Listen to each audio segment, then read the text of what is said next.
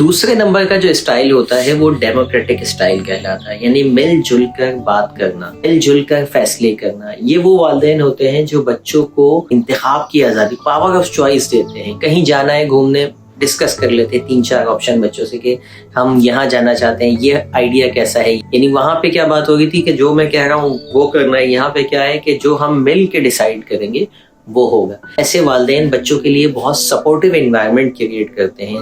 They care for their children.